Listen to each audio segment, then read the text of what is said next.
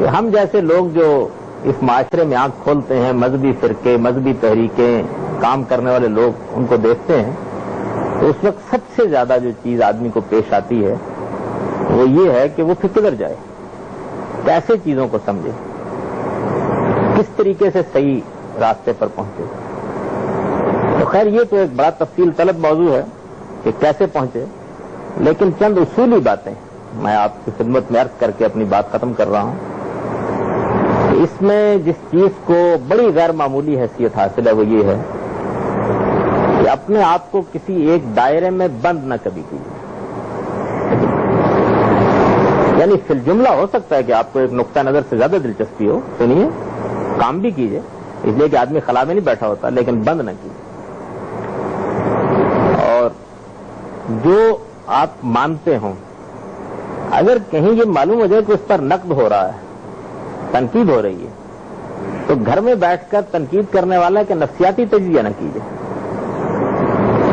بلکہ اس بات کی کوشش کیجیے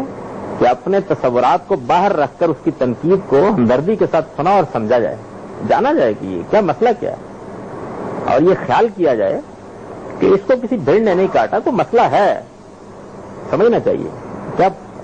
ایک دوسری چیز جس کو آدمی کو مرعوب رکھنا چاہیے وہ یہ، اور تیسری چیز یہ ہے کہ کتاب اللہ کے ساتھ ایک براہ راست تعلق، آپ عالم ہیں تو عالم کی حیثیت سے، ورنہ قرآن مجید کا ترجمہ ہی پڑھتے رہنے کی حد تک ضرور رکھیے۔ اور جب کبھی بھی قرآن کی تلاوت کرنے کے لیے بیٹھیں تو خواہ آپ کا 100% اطمینانی کیوں نہ ہو کہ آپ ایک مخصوص نقطہ نظر پر زندگی بسر کر رہے ہیں، قرآن پر ترجمہ پڑھنے کے لیے بے شک بیٹھیے صبح کے وقت، تو یہ نقطہ نظر اپنے گھر میں کسی تکیے کے پاس رکھ کے آپ فارغ ہو جائیں، جب فارغ ہوں پھر جیب میں ڈال لیجئے بے شک، لیکن کتاب اللہ کو اس سے بالکل بلند ہو کے پڑھیے۔ تو میں آپ سے عرض کرتا ہوں، ایک عامی کا تاثر، کسی عالم کی بات نہیں بیان کر رہا ہوں، میں نے ان کو اس بات کے بارے میں نے ان کو دیکھا کہ ان کے بہت سے نقطۂ نظر میں بعض غلطیاں ہیں، تو میں نے انہیں اصرار کیا کہ آپ قرآن مجید کو اس طرح پڑھیں، تو پڑھ کے آگے کہنے لگے مجھے تو کوئی ایسی بات واضح نہیں۔ میں نے کہا نہیں، پھر پڑھیں قرآن مجید تو ہر وقت پڑھنے کے لیے پڑھتے۔ 2-3 مرتبہ انہوں نے قرآن مجید اس طرف پر ڈالا۔ اب وہ 2-3 مرتبہ کیوں پڑھنا پڑا؟ یعنی یہ تو کہتے تو تھے کہ میں اپنے نقطہ نظر کو ادھر رکھ کر چلا گیا تھا، جاتے نہیں تھے،